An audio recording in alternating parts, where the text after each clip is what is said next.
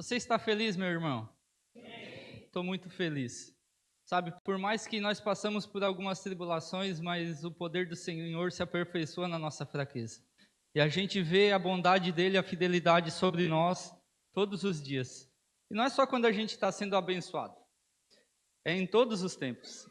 Nós temos tido esse discernimento. Na quarta-feira nós não pudemos ter o ensino da palavra, mas quem esteve aqui certamente foi batizado por uma unção do amor, pelo um batismo de amor nesse lugar. Nós tivemos um tempo maravilhoso de oração, foi um tempo de bate-papo, de conversa, onde eu fui embora muito impactado, muito satisfeito pelo que o Senhor tem feito no nosso meio, por pessoas que têm se levantado em oração. Esse é o intuito, esse é o desejo que nós temos como pastores. Não de somente a gente orar, não de somente a gente fazer as coisas, mas sim de mover as pessoas a entender a posição delas, que tem na mesa do Senhor, né? E nós temos visto muitas pessoas tendo esse entendimento e sendo encorajadas a viver desse amor. E se talvez você que nos visita, talvez você está sem igreja e quer conhecer um pouco melhor da Igreja Cristã Dádiva, no sábado agora vai ser um dia que pode tirar todas essas dúvidas. Você pode nos conhecer melhor. Você pode saber o que nós pensamos como igreja de família, de casamento, de relacionamentos, de fé. Pode conhecer melhor até de política, do que nós gostamos e achamos de tudo isso. Então você é nosso convidado, venha estar conosco. E reforçando mais uma vez, é muito importante que você esteja no sábado à noite aqui, para que essa palestra ela ganhe corpo e ela ganhe forma. Nós precisamos, como igreja, saber da movimentação da nuvem, e a nuvem tem se movimentado. E essas situações elas têm sido mais constantes, e nós não podemos ser pegos de surpresa. Nós podemos ser precavidos, prevenidos. Nós temos esse privilégio. Então, se você conhece alguma família atípica, ou você quer saber mais disso, venha estar conosco. Venha estar nesse tempo, para que a gente junto consiga entender melhor tudo isso. Assim como nós tivemos também num outro café, o Maico e a Jamília aqui, falando das nossas crianças na escola, de como elas têm se portado lá. Porque aqui aos nossos olhos, muitas vezes elas são muito queridinhas, né? Mas lá é outra situação. Teve até um fato engraçado essa semana que aconteceu. Nós estávamos levando o Heitor na escola e o Maico foi acompanhando o Heitor até a sala de aula. E chegou lá e perguntou, daí o Heitor é bagunceiro? Diz o Maico que ele ficou todo constrangido. Daí cheguei em casa, daí Heitor, como é que foi ser escoltado até a sala? Daí ele, pai, eu me senti um pouco envergonhado. Mas está tudo certo, né? Daí ele ficou muito feliz, porque eles perguntaram, daí tu tem um amigo policial? Ele, tenho. E sabe, isso querendo ou não, muitas vezes as crianças elas vão vendo uma referência. E nós, assim como o Maico, a Jamile, com a sua profissão, elas têm servido ao Senhor nas escolas e cuidado dos nossos filhos lá. Dirceu e Adai têm servido essas pessoas, essas famílias a qual precisam desse apoio. E nós podemos somar e contribuir com aquele dom, aquele talento ao qual o Senhor já nos confiou. Amém? E voltando à pregação, nós estamos no mês da virtude. Quem lembra aí da virtude do mês? Nós estamos na virtude do respeito. Na primeira pregação do mês foi falado um pouco sobre a imagem do homem a qual foi denegrida na sociedade. E aos pouquinhos ela foi se perdendo. E a gente foi achando engraçado e normal, até que agora se tornou comum. Mas só que não é comum isso, né? Nós também falamos sobre o respeito, algo a qual passa pela obediência, submissão, para sim a gente honrar. Eu ministrei sobre isso, que muitas vezes a gente até obedece, forçado, não querendo obedecer, mas a gente obedece. Só que a gente não se submete àquele a qual deu a ordem. E isso não é um respeito que honra, é um respeito que é um respeito normal. É algo comum, a qual a gente não aprendeu direito ainda. E a gente precisa entender que a submissão, ela acompanha a honra. ela anda junto com a honra. Quando a gente obedece uma ordem, se submete àquele que ordenou, a gente vai estar honrando essa pessoa, né? E domingo passado também foi falado do Rubim Barrichello aqui, quem estava aqui, os irmãos lá estavam dizendo, não sabia que o pastor gostava de Fórmula 1? Não, eu gosto, entendi, mas não foi esse o foco principal. Quem lembra do foco principal dessa mensagem de domingo passado? Que é sobre nós sermos profetas, de profetizarmos, de andarmos numa instância qual nós estamos vivendo hoje e não olhar para ela, mas sim proferir a palavra do Senhor, profetizar o que o Senhor fala sobre isso, né? E nisso, muitas vezes a gente tem sido usado para ainda amaldiçoar as circunstâncias, para ainda causar mais pânico, ao invés de trazer o amor do Senhor e a paz para aquele lugar, né? E isso, muitas vezes, tem se dado por a gente não entender o sinônimo de honra, né? Nós temos que aprender muito sobre isso. O Brasil é um país do jeitinho, né? Nós estamos inseridos numa sociedade onde tudo tem um jeitinho, onde tudo tem, não, vamos dar um jeitinho por aqui, vamos dar um jeitinho por ali, e a gente vai desonrando tudo aquilo a qual é a palavra do Senhor.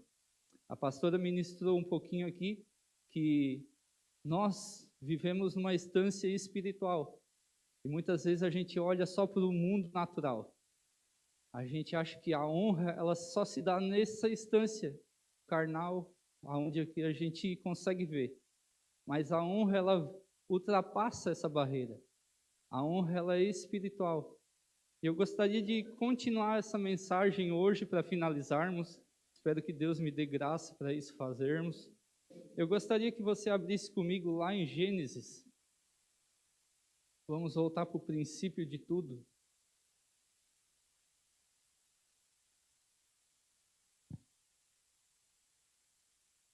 Em Gênesis, no capítulo 2.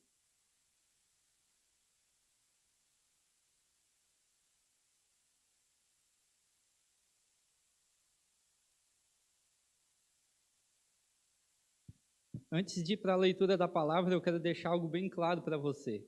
Essa virtude não é algo que nós, como pastores, estamos querendo que você entenda para nos honrar. Não. Essa é uma virtude a qual vai te ajudar a entender as pessoas que estão à sua volta e você honrar todos que estão à sua volta. Que a honra ela não é conquistada à força. Nós precisamos aprender a andar em honra. Porque nós, afinal, somos um corpo. Não tem como a gente desonrar, o coração dizer para a mão, eu não preciso de ti. Ou o coração dizer para os olhos, eu não preciso de ti. Nós somos um corpo e todos precisamos honrar uns aos outros, independente da posição, independente do cargo. Amém? Chegaram lá, Gênesis 2:16.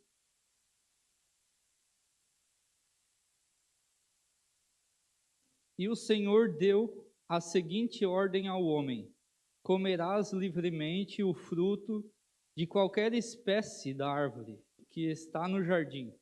Contudo,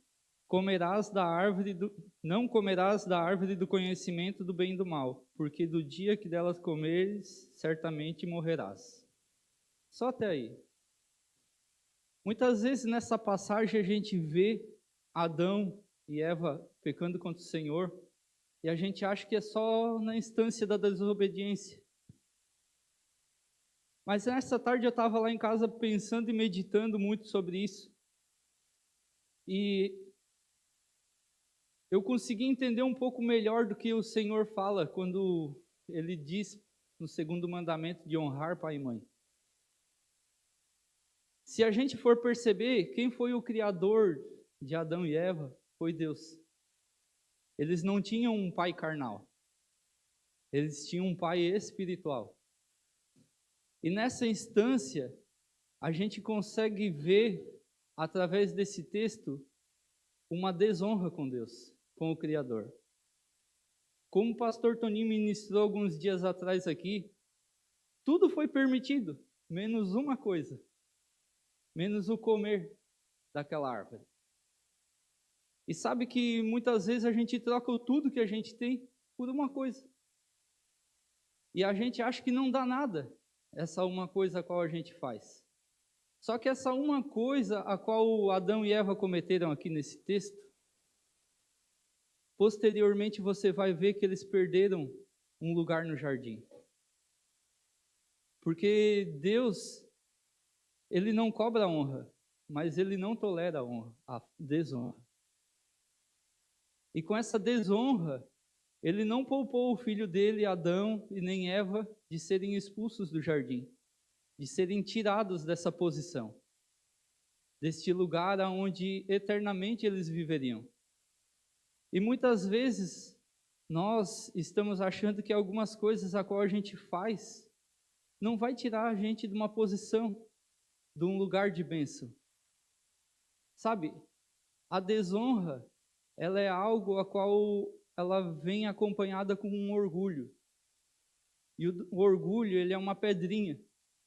Muitas vezes a gente não percebe aquela pedrinha, acha que não dá nada. Daí tem uma pedrinha aqui, tem outra pedrinha ali, daí tem mais outra lá, daqui a pouco dá uma carga de brita, dá um caminhão de pedrinha. E a gente não consegue mais viver num lugar de honra. Porque se ali no texto eles tivessem a hombridade depois de assumir o erro, pedir perdão do Senhor e não transferir a culpa para outra pessoa, certamente a história seria diferente. Porque a gente percebe nos textos para frente, no decorrer da Bíblia, homens a qual erraram também. E se arrependeram. E pediram perdão e a história foi mudada. Mas algumas consequências do erro não foi poupado. Né? E nós vamos conseguir ver na sequência aqui, eu quero falar para você também de Gênesis no capítulo 4. Vá comigo lá em Gênesis 4. Como a desonra, ela vai seguindo de geração em geração. Gênesis 4, do 1 ao 7.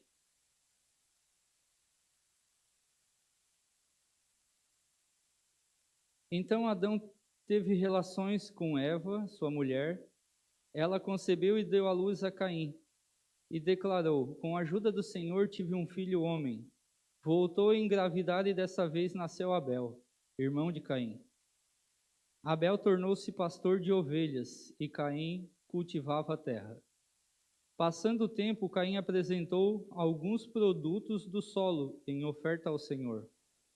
Abel, por sua vez, ofereceu as primícias e a gordura do seu rebanho. Ora, o Senhor aceitou com alegria a Abel e sua oferta, todavia não se agradou de Caim e da sua oferta. E por esse motivo Caim ficou muito irado e seu semblante assumiu uma expressão maligna. Então o Senhor abordou Caim: por que estás furioso? E por qual motivo teu rosto está transtornado? Se procederes bem, não é certo que serás aceito? Entretanto, assim não fizeres. Se assim não fizeres, sabe que o pecado espreita a tua porta e deseja destruir-te. Cabe a ti vencê-lo. Contudo, propôs Caim a seu irmão Abel: saiamos e vamos ao campo. Só até aí. Sabe, nós vimos que Adão, ele teve o pecado dele contra o Senhor, que foi desonrar o Senhor, desobedecendo a ordem e assim não se submetendo a quem ordenou. E passou agora para outra instância, porque o primeiro homicídio na terra, ele vem através dos filhos já de Adão e Eva. E no texto aqui fala que Abel ofereceu uma primícia ao Senhor e Caim também ofereceu uma oferta. E a gente entende que a oferta, ela pode ser uma bênção, como também uma maldição. Ela pode ser aceita, como não aceita. Porque depende da intenção do coração. Se a gente perceber no texto, Abel ele deu das primícias, ele deu do melhor dele.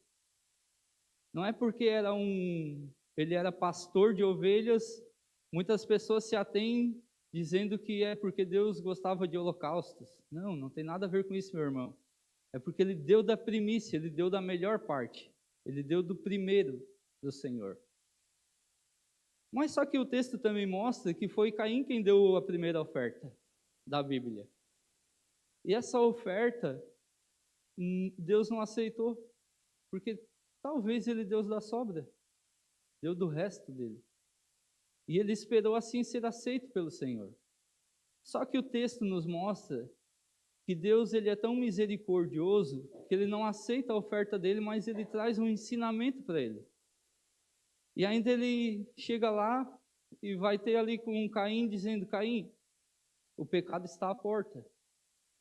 Eu já vi a intenção do teu coração. Cabe a ti dominar. Cabe a ti se posicionar. E esse posicionamento, ele parte de muitas decisões a qual nós temos. A nossa decisão, nós temos todos os dias que decidir algo.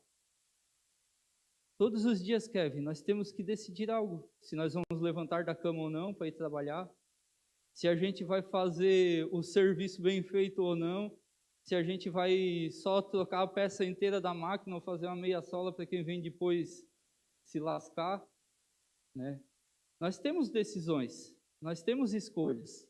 Essas escolhas se chamam livre-arbítrio, sabe?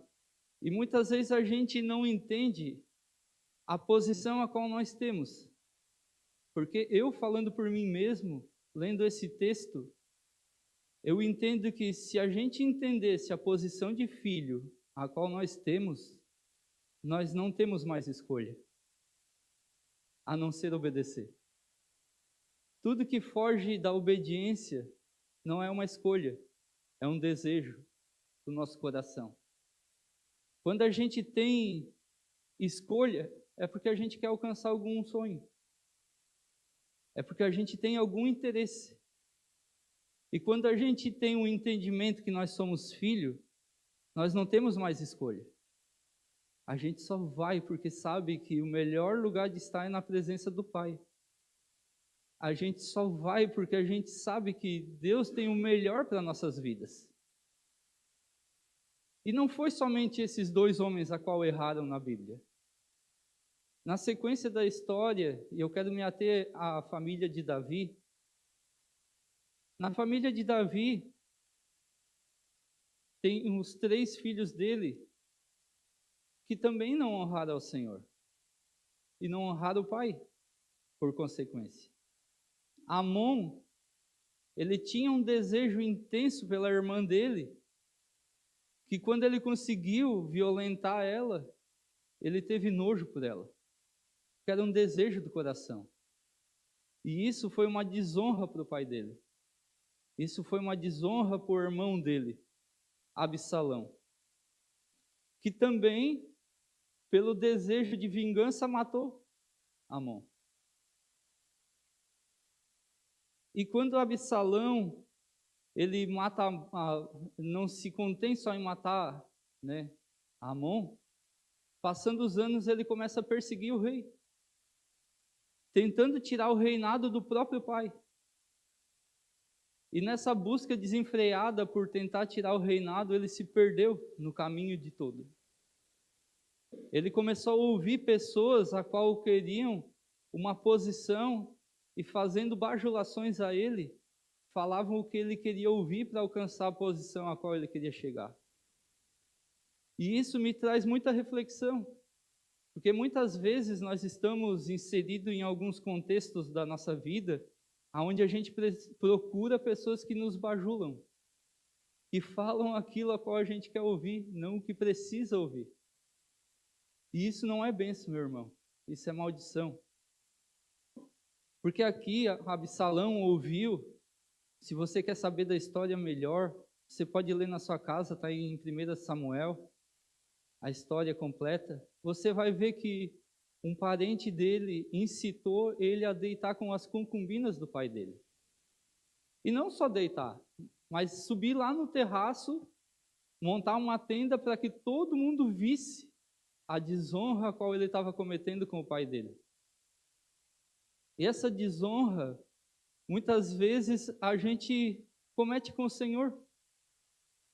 Porque nós temos uma posição de filho, nós fomos gerados e regenerados nele, só que temos algumas escolhas, aquele livre-arbítrio, a qual nos faz ficar tropeçando em pedrinhas todas as horas. E a gente não quer buscar um lugar no Senhor de filho. A gente não quer buscar um trampolim, que é a humildade de reconhecer os nossos erros, para que a gente possa chegar mais próximo da honra. A humildade é um trampolim, meu irmão, para a gente honrar as pessoas. A humildade de Jesus, assim pregada pela pastora, e eu concordo plenamente nisso, que não é pensar menos de mim, é menos em mim e mais no irmão. Foi para isso que Jesus veio, para modelar a forma de humildade correta. Porque muitas vezes a gente se atém a chegar numa casa humilde, uma casa de miséria, uma casa onde as pessoas estão ali no flagelo, e a gente diz, nossa, lá tem uma família humilde. Mas daí, às vezes tu começa a conversar e tu vê que ela é muito mais soberba do que pessoas que têm dinheiro. E muitos conhecem e sabem disso, porque andam na rua e têm contato com essas pessoas. Muitas vezes tu vê pessoas morando em barraquinhos puxadinhos, mas lá no ladinho do barraquinho do puxadinho tem lá um Corolla, uma caminhonete. Porque é uma decisão dela. É aquilo que tem mais valor para ela. É aquilo a qual ela dá mais importância. E qual a importância que a gente tem dado para nossas vidas? Qual a importância que nós temos dado em honrar ao Senhor? A nossa honra ao Senhor, ela parte do mundo natural, meu irmão. Não tem como nós falarmos para o Senhor que honramos por palavras, porque Jesus combate isso. Isaías também combate isso. Esse povo me honra pela sua boca, mas não me honra com seu coração. Essa é uma preocupação a qual eu tenho, de nós virmos aqui domingo após domingo e honrarmos pela boca.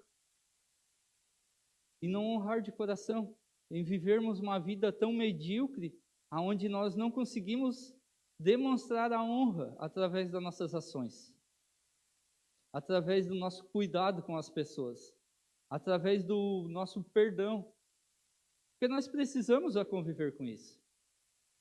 Ninguém é santo, meu irmão. Todos têm falha. Mas a gente precisa a entender a passagem que diz, perdoa 70 vezes 7.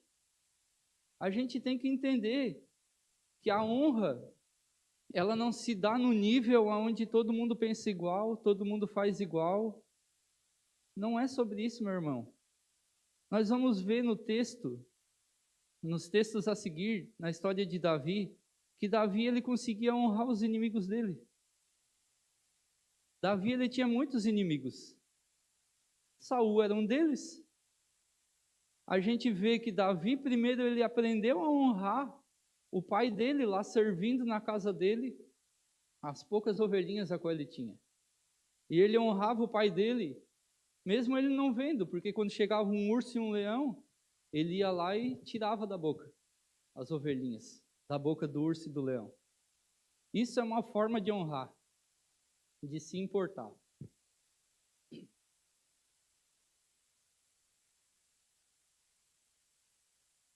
A gente vê Davi honrando o rei Saul.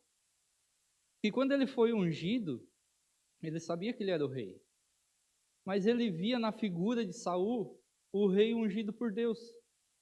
E até que Deus não destronasse ele, ele não seria aquele a qual destronaria Saul.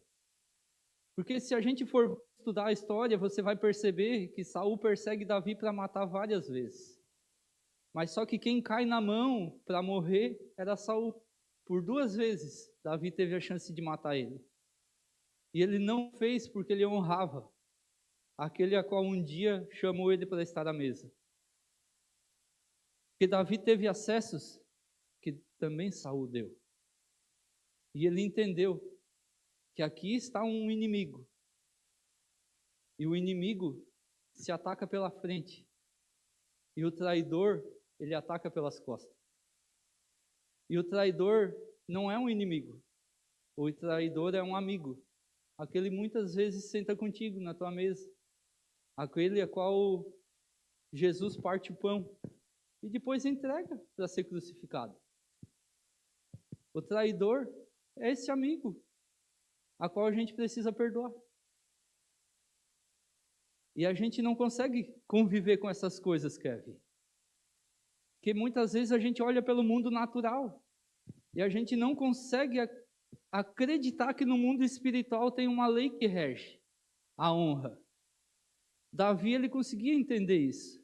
Por isso ele não se afetava quando Saul perseguia para matar, depois quando os filhos tentavam matar.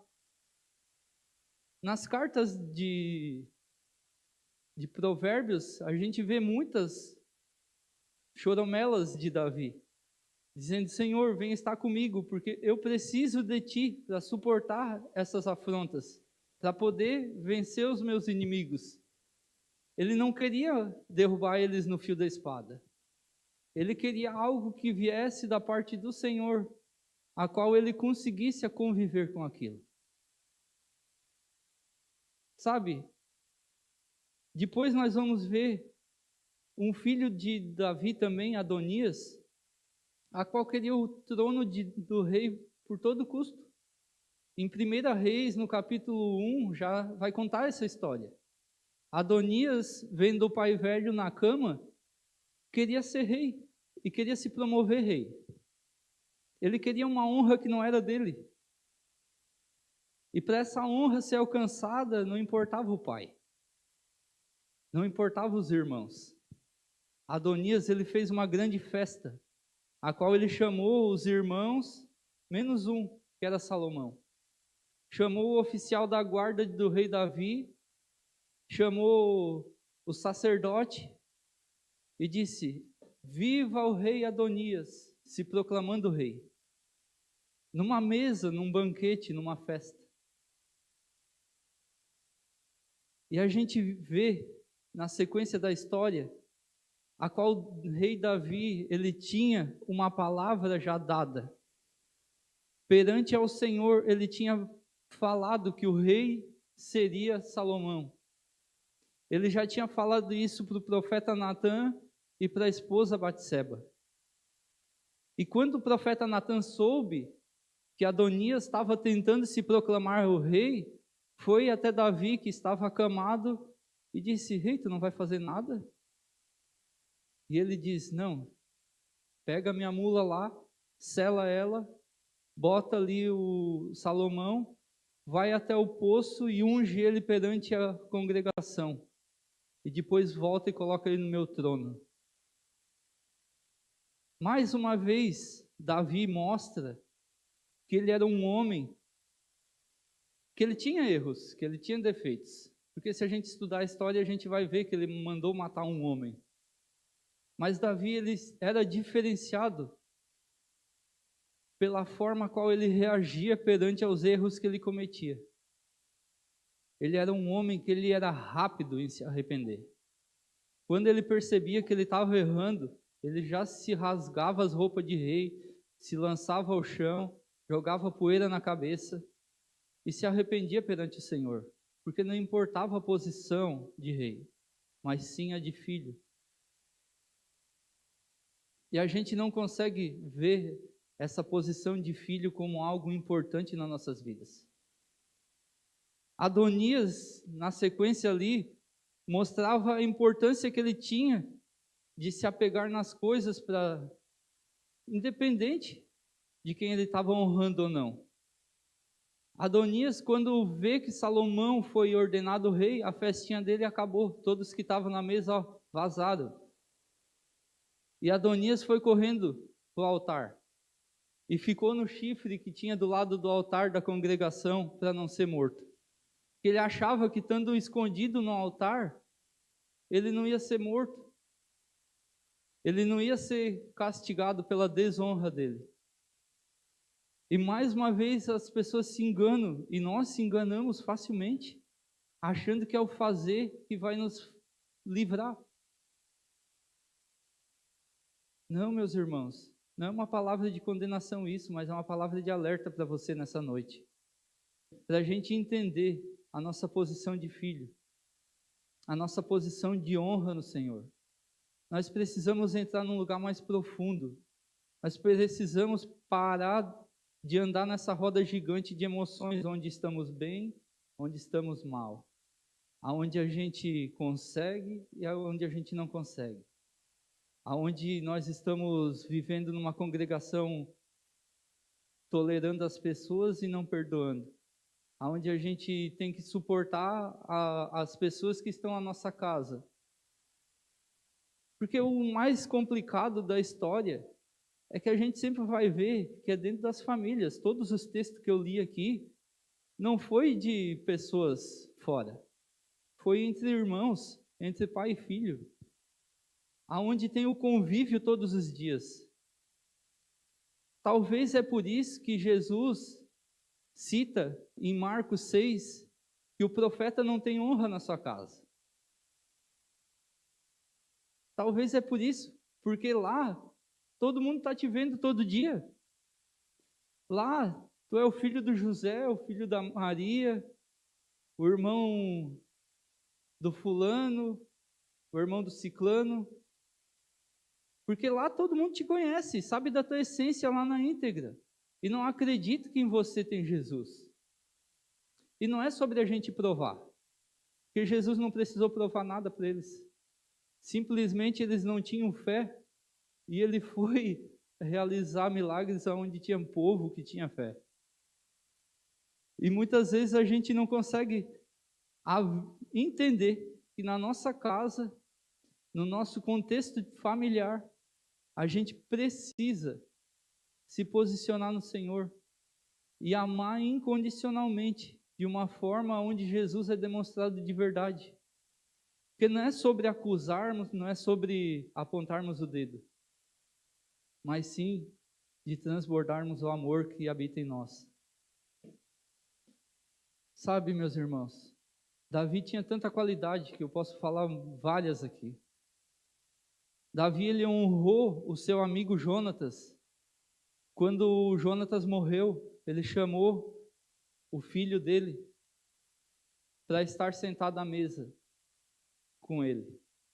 O filho de Jonatas estava aleijado, estava desamparado pela sociedade. E ele, como rei, e como ele tinha uma aliança com Jonatas, porque Jonatas, ele foi muitas vezes até contra o pai para salvar a vida de Davi. Eles tinham uma aliança de amizade. Eles tinham uma cumplicidade. Ele colocou o filho de Jonatas na mesa, deu terras para ele viver, cuidou dele, porque ele sabia que ele precisava honrar aquela amizade a qual um dia ele tinha construído, a qual um dia beneficiou ele.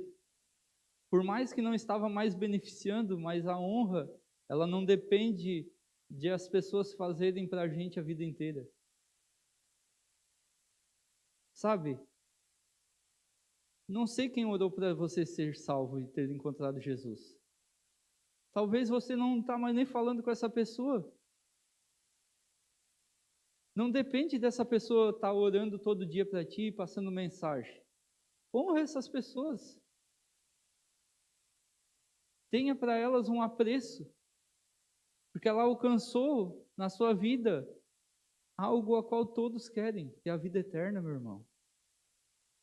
Tu está numa posição hoje de filho, graças a alguém que gastou o joelho, gastou tempo em ligações, tempos em conversas, para te convencer que o melhor caminho é Jesus. E muitas vezes a gente não honra essas pessoas. A gente não honra porque a gente não olha para trás. A gente não honra porque a gente tem interesses, a qual nós queremos alcançar, a qual nós temos que fazer, a qual nós temos que ser o melhor. Davi, mais uma vez, ele mostra uma hombridade, uma honra ao Senhor, quando ele tenta construir o templo. E quando ele vai construir o templo, ele tem todos os recursos. Porém, o Senhor disse para ele: não vai ser tu que vai construir, vai ser o teu filho Salomão. Daí vem a hombridade mais uma vez. Será que a gente quer deixar um caminho aberto para as pessoas que estão vindo fazer algo melhor e maior do que a gente faz? Será que é essa a motivação do nosso coração? Ou a gente tem, por soberba, um desejo de ser o maioral, de ser reconhecido, de não, eu que tenho que fazer, eu que tenho que ser. Será que nós queremos ser igual Saul, que tinha esse desejo de se amostrar para as pessoas a qual seguiam? Ou a gente tem o desejo de ser igual Davi, que não importa quem vai fazer, eu quero deixar o caminho livre, aberto. Eu quero deixar algo construído para uma geração que vai vir por aí. Por isso que nos alegra muito apresentarmos crianças. Nos alegra muito ter um espaço kids. Porque a gente entende que nós somos muito limitados. Se você olhar para a sua infância, meu irmão, tu não sabia nem andar direito. Hoje as crianças já nascem com celular e já estão aqui, ó, entrando em vários lugares e tu pede ajuda para eles. É outra geração. São outros pensamentos, outro estilo de vida a qual as pessoas estão vindo. E nós precisamos entender que não é só sobre esse novo estilo de vida que está vindo. Se a gente não ensinar essas crianças a honrar pai e mãe, elas não vão honrar professor. Elas não vão honrar amigos. Elas não vão honrar avós. Elas não vão honrar as pessoas mais idosas. Isso parte do nosso ensino, do nosso querer ensinar para eles uma posição de honra, de obediência, de querer viver algo a qual nós não aprendemos, e não por culpa da sociedade. É porque muitas vezes a gente não tem desejo de aprender mesmo. Quando a gente vai para a escola, o nosso desejo é só terminar o estudo. É só terminar o estudo. Quem é que vai para a escola aí para dizer assim, não, eu queria tirar a nota 10, a minha esposa não precisa erguer a mão. Ó, tem uma lá atrás também, a Jamília, ó. A Mari também. Mas muitos queriam só saber da média. É quanto? É 7? Eu vou dar-lhe um pau para mim tirar 7 aqui, depois está tudo tranquilo. Hoje está tão difícil que a média já veio para 6. E já não é mais nem 4 semestres, agora é só 3, 18. E se a gente fosse tão inteligente, né, ou os nossos filhos fossem inteligentes, eles tiravam 2,9 e já tinham passado. Já atingia a média. Mas não, espera para os 45 do segundo tempo. Toda a vida. Para honrar a esposa, no dia do aniversário, a gente diz, não, vou comprar no último dia, né? Eu vou lá, compro um presente bacana para honrar, tudo mais. Daí chega na hora, tu esquece, daí tu corre para cá, corre para lá. Pum, agora não deu mais. Pronto. E não é só com a esposa. É num aniversário a qual tu vai. Quantas vezes a gente pega a fila no final do ano para comprar presente de Natal? E tu vê todas as lojas cheias, aquele alvoroço, porque é nos 45 do segundo tempo que a gente deixa para honrar os outros. E a gente não entende que muitas vezes as pessoas partem antes de chegar aos 45. E a gente perde a oportunidade de honrar as pessoas que estão à nossa volta.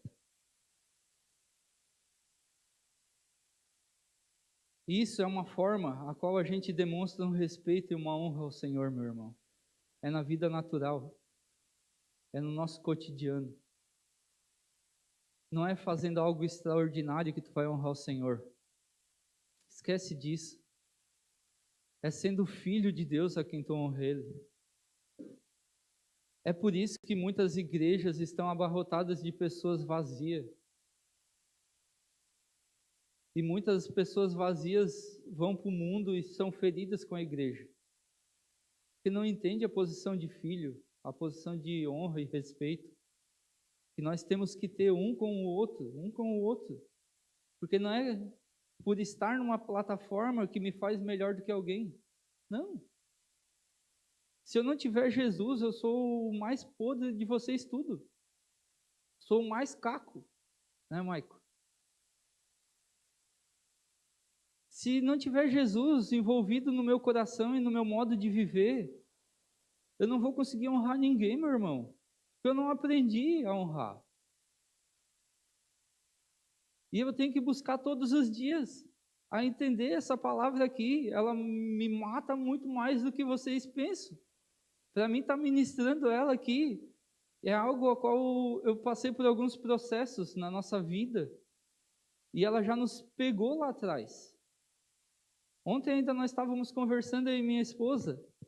Quando eu entendi o que era honra, Deus começou a falar tanto em nós e a gente se arrepender de muita coisa que fizemos. Talvez os nossos pais nem entenderam, porque depois de 17 anos de casado, a gente indo pedir perdão por ter casado grávida, por ter tido um filho antes de casar. Eles estão, nada a ver, vocês estão bem. Mas não é sobre o mundo natural, meu irmão. Tinha muita legalidade no mundo espiritual que estava me afetando, que estava afetando o meu casamento. E a gente sabe que ia, da mesma forma qual Adão deixou de herança para Caim, ia ficar para os nossos filhos.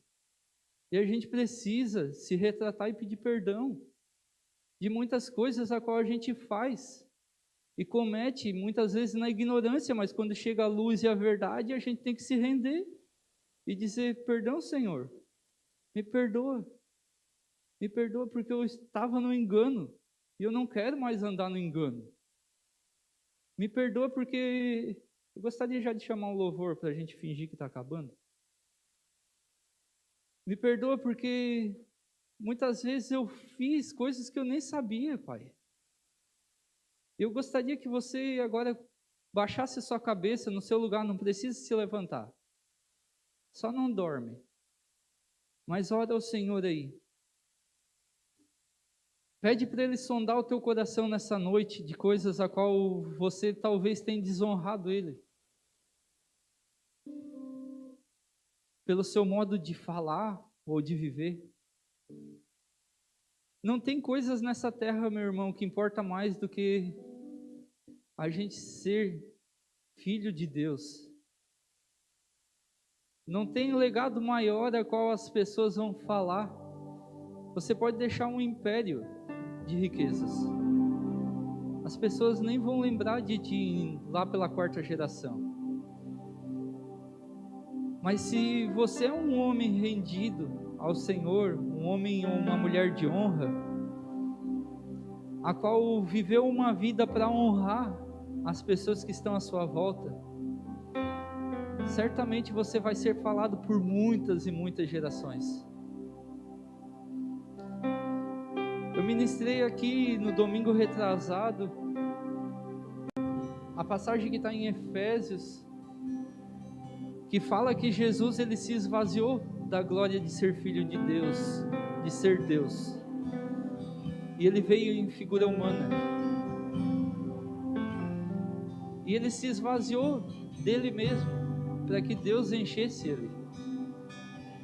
Assim como a pastora ministrou antes, muitas vezes a gente está cheio já, e a gente quer que Deus derrame algo dentro de nós.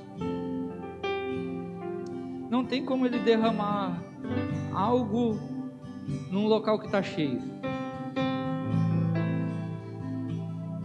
Quando nós vamos para o Velho Testamento, onde tinha uma viúva, a qual estava passando necessidade,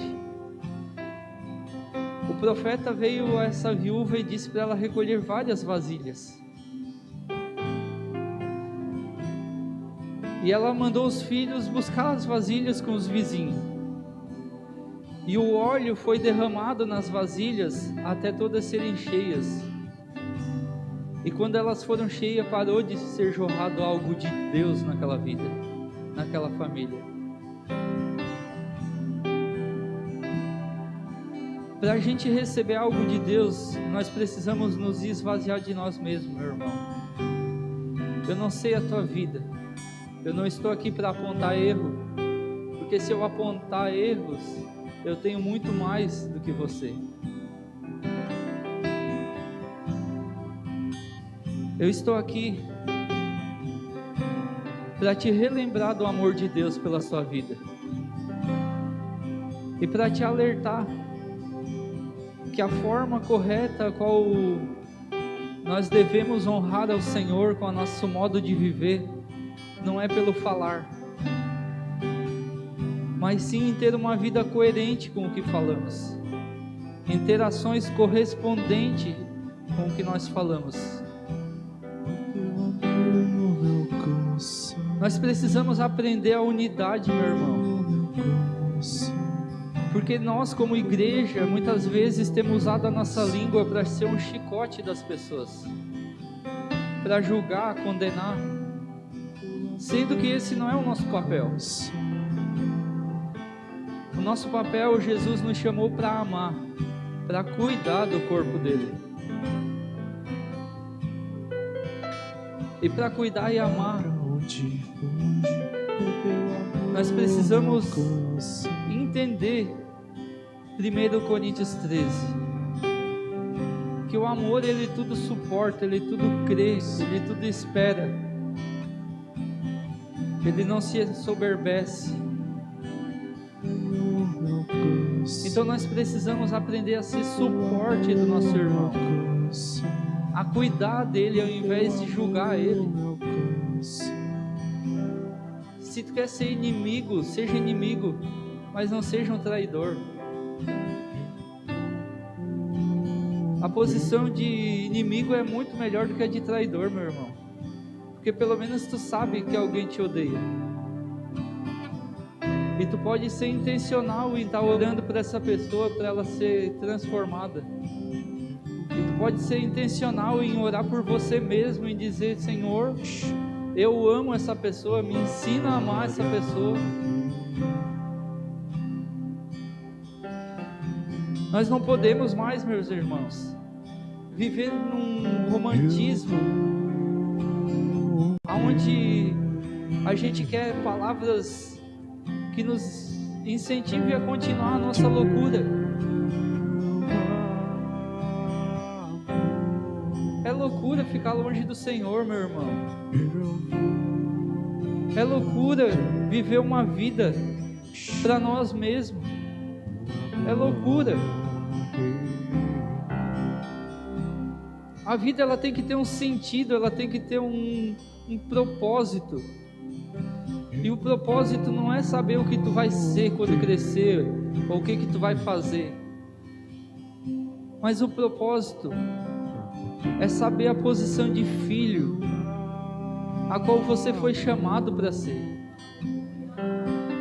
a qual Deus te convocou para ser um filho amado, a qual está na presença dele, no secreto. Meu irmão, você foi chamado para estar aos pés do Senhor.